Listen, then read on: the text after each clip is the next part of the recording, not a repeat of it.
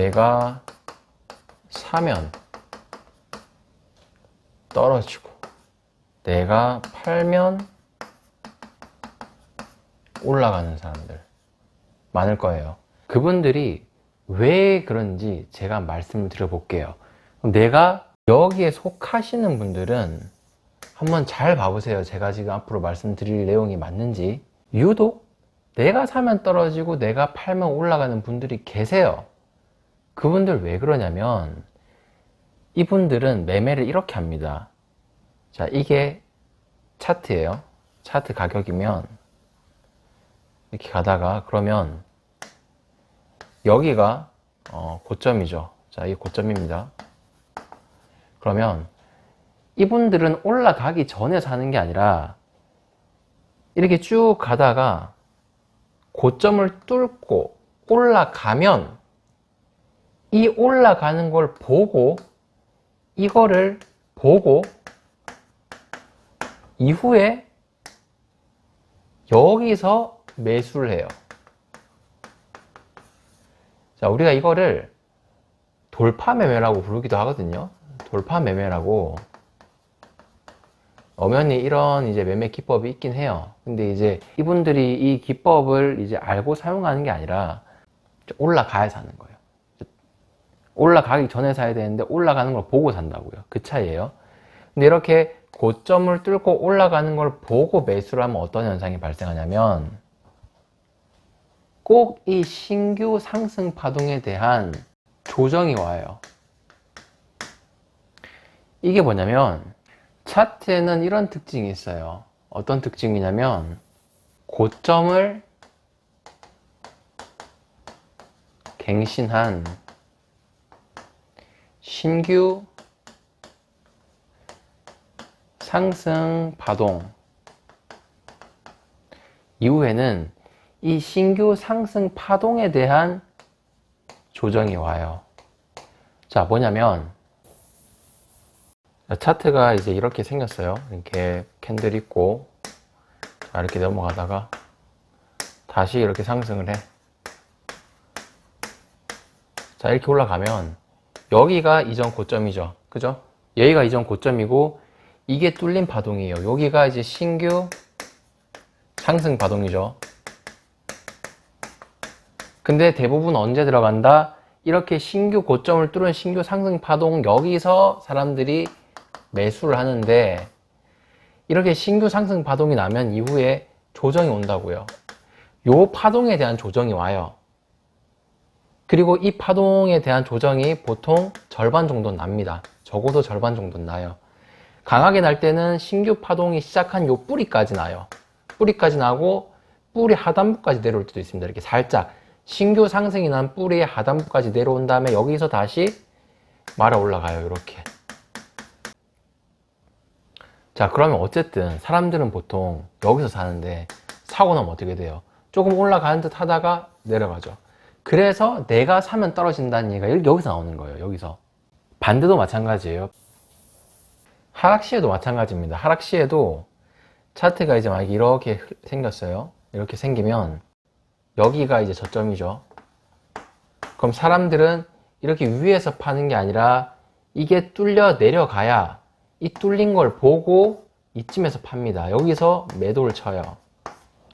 아시겠죠? 여기서 매도를 치는데 그럼 이제 어떻게 되냐? 여기도 마찬가지예요. 요 부분은 신규 하락 파동이죠. 신규 하락 파동 이후에는 이 신규 하락 파동에 대한 반등이 나요. 이렇게 신규 하락 파동이 시작한 곳까지 날 때도 있고 적어도 절반까지는 옵니다. 이렇게.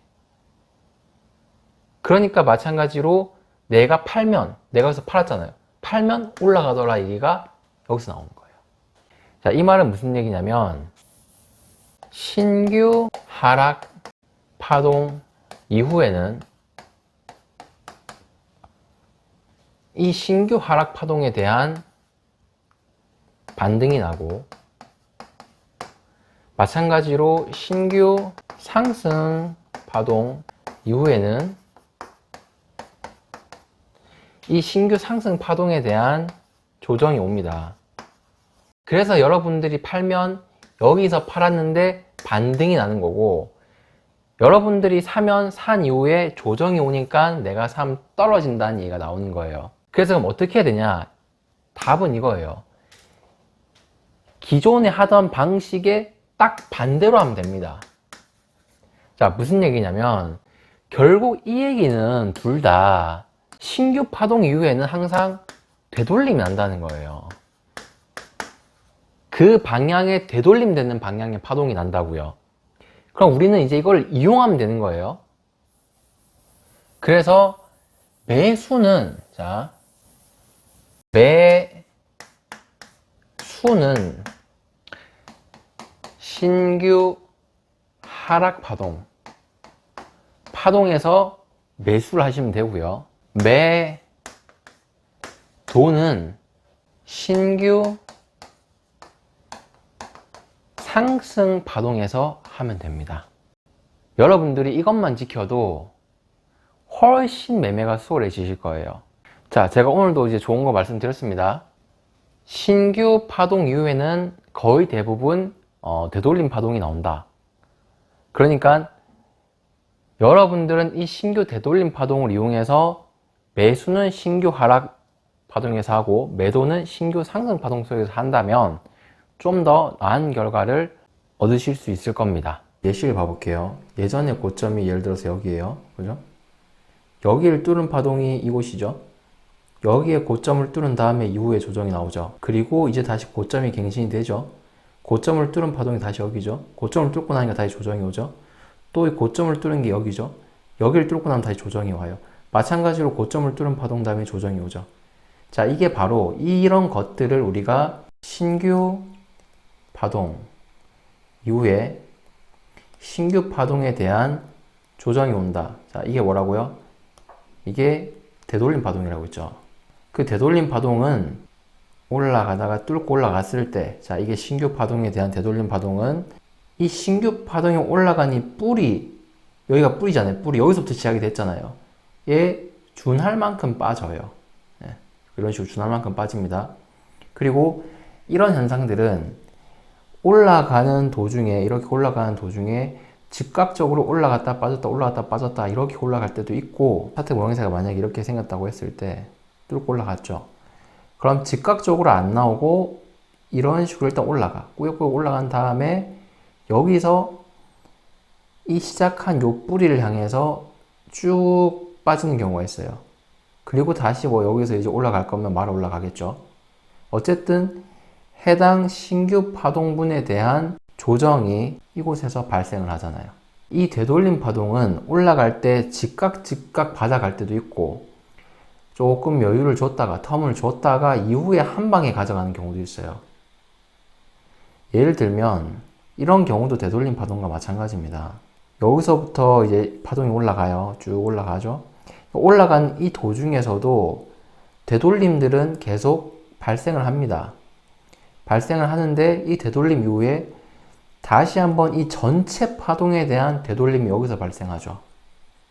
그러면서 신규 파동이 올라간 뿌리까지 다시 한번 후드려 패는 이런 패턴들이 나오곤 합니다. 이 말은 우리가 실전에서 어떻게 적용할 수 있냐면, 올라갈 때, 이제 상승을 할 때 보통의 경우 이 되돌림이 나오기 때문에 들어가도 이 되돌림 파동 속에서 들어가는 게 좋다라는 거예요. 파동이 우리가 이렇게 올라간다 하면 올라가는 이곳에서 타려고 하지 말고 되돌림이 나오는 이런 구간들, 이런 구간들에서 사는 게 더 안전하다 라고 말씀을 드리는 거고, 마찬가지로 반대도 마찬가지죠. 자, 우리가 여기를 봐볼까요? 예전에 이제 2018년도에 하락장한 구간인데, 여기서 한번 쭉 내려꽂고, 그러면 여기가 이제 저점이 되겠죠. 그죠? 저점 이후에 반등을 치고, 저점 이하로 빠졌죠, 여기가. 이만큼 저점 이하로 빠졌잖아요. 저점 이하로 빠진 다음에 어떻게 됐어요? 해당 하락에 대한 반등, 되돌림이 났죠. 자, 그리고 다시 여기가 이제 저점이 되겠죠. 이렇게 떨어지면서 저점이 갱신됐잖아요. 그러고 이 떨어진 저점 이후로 다시 이 부분이 빠지죠. 빠지면 그 다음 어떻게 돼요? 다시 한번 되돌림이 나오죠. 이거라고요. 항상 신규 하락, 신규 상승, 파동 후에는 이거 뒤에는 되돌림이라는 게 나와요.